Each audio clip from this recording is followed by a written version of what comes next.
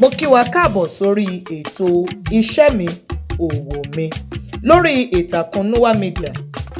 Lórí ètò yìí ni a ó ti máa fi ọ̀rọ̀ wá àwọn oníṣẹ́ ọwọ́, oníṣòwò àti òṣìṣẹ́ gbogbo lẹ́nu wò kí a bá lè máa rán ara wa létí wípé ẹ̀tọ́ ni fún wa láti ṣiṣẹ́ àbí láti ṣe òwò kí ebi má bàa pa wá. Ẹ máa bá wa ká lọ.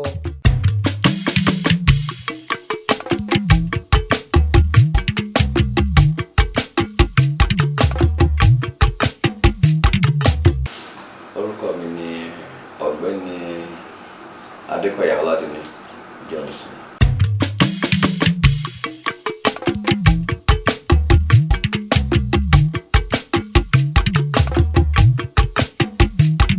Iṣẹ́ àgbẹ̀ iṣẹ́ mi, àgbẹ̀ ẹlẹ́dìyẹ, oní ọ̀gẹ̀dẹ̀, kàdẹ̀ tún ṣe gààrí.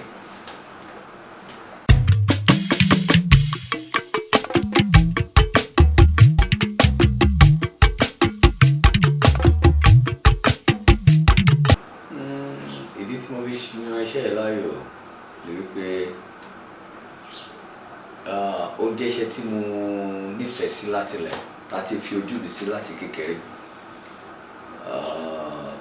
Ṣé mọ̀, ní kékeré tá bá jáde ní school, after school hours a máa ní ibi láti máa long cut job, ká lọ ṣiṣẹ́ ń bẹ́ẹ̀, ká bá wọn ṣiṣẹ́. So ìgbà yẹn mo ti ní interest nínú àwọn iṣẹ́ báyìí.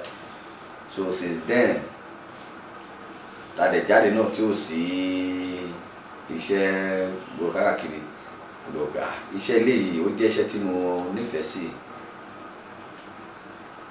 mo ṣe develop ẹ̀.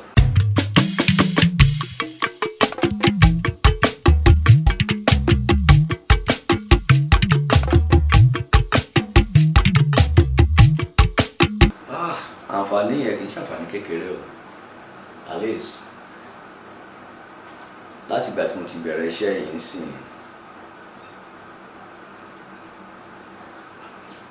ó ti pẹ́ díẹ̀. Ibẹ̀ mo ti kọ́lé, ti fẹ́ yàwó, ti ṣe àwọn nǹkan, at least àwọn nǹkan tẹ́gbẹ́ èèyàn ń ṣe ní ìṣe pé tẹ́gbẹ́ èèyàn ń ṣe ní ìrọ̀rùn, inú ẹ̀ ni mo ti ṣe.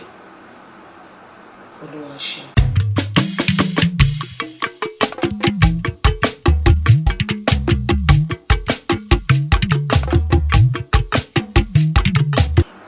Àdójúkọ àkọ́kọ́ nínú iṣẹ́ yìí ni wípé ìgbà tí mo bẹ̀rẹ̀ yẹn, àdójúkọ yẹn ni pé kò sí olùrànlọ́wọ́ tó fẹ́ ràn èèyàn lọ́wọ́. Ṣé mọ̀ bí pé ká máa manage, ká máa tiraka irú nígbà kò sẹ́ni tó fẹ́ yá yín lówó, kò sí ẹbí tó fẹ́ ràn èèyàn lọ́wọ́, kò sí family, kò sí ní family ìyàwó, kò sí ní family èmi fúnra mi, me alone and my wife à ń ṣiṣẹ́ yẹn. So àdójúkọ yẹn le débi pé nǹkan tá a bá ti rọra rí náà la máa rọra manage. Kò sí party, kò sí ẹbí pé wọ́n ṣe òtòkú ẹbí, kò sí pé ẹnìkan ń ṣe nǹkan kan pé invite àpò, kò sọ́nà tá a fi meet up.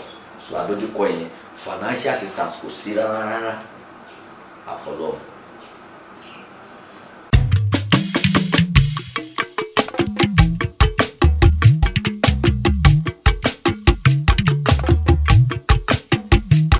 Àmọ̀ràn mi fún wọn ni wípé ṣe rí ohun tó fà táwọn yẹn fi ń ṣe ohun tó ṣe pé àìnítẹ́lọ́rùn, àìnífaradà,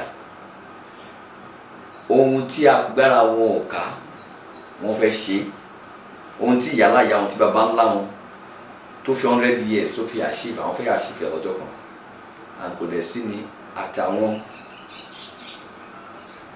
òbí wọn tọ́jọ́ ń ṣe, tọ́jọ́ ń rò pé bí àwọn ń ra Lexus, ń ra Venza fún wọn ṣe, wọ́n jọ máa ké gbẹ̀yìn ni. Torí èèyàn kì í ra ajá òkùnkùn kó má yí lọ́wọ́. Ilé tá bá fi tọ́mọ ni èrè ló máa wo. Pẹ̀lú àwọn ọ̀dọ́ tó bá nífẹ̀ẹ́ sí pé wọ́n ní sùúrù pẹ̀lú ẹ̀. Iṣẹ́ wa Èkó ó gba iṣẹ́ tó jẹ́ pé iṣẹ́ tó gba ìfarabalẹ̀ ni. Ẹni tó bá fẹ́ ṣiṣẹ́ wa yìí kó má sọ pé bí èèyàn náà mójú kúrò, kò gbọ́dọ̀ náà mójú kúrò.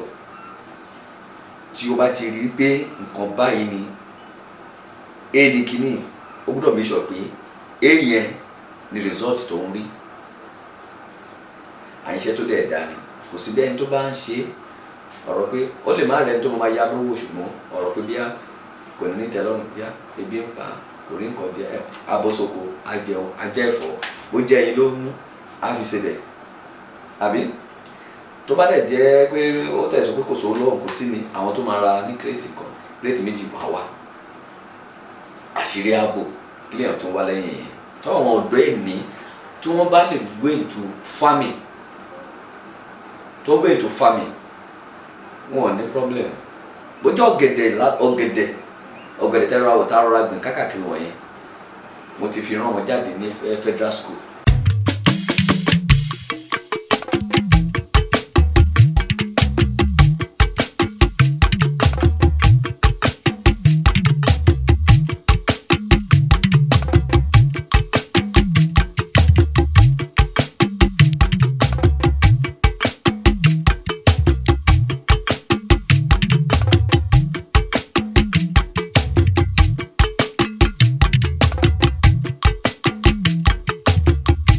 Iṣẹ́ mi, òwò mi, ohun àmúyangàn mi ni iṣẹ́ àgbẹ̀ yìí.